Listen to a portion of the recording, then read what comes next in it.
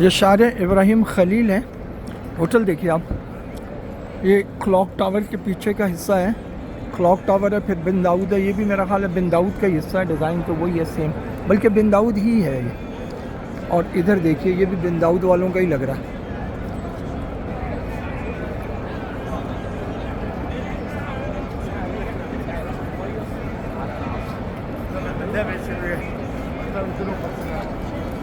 ये दारुत तौहीद इंटरनेशनल, ये हरम शरीफ है।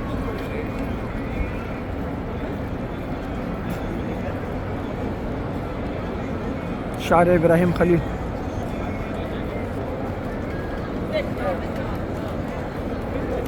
उम्रे वगैरह पर आए तो कोशिश करनी चाहिए कि होटल जो है वो शार इब्राहिम खलील पर ही हो।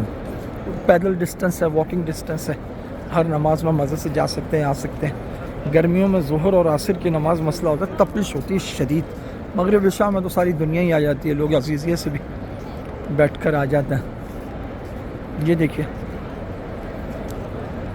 मंज़र क्या है, वो हमारे मुर्शिद कहते हैं मनाजिर अहसन गीलानी है ये तो।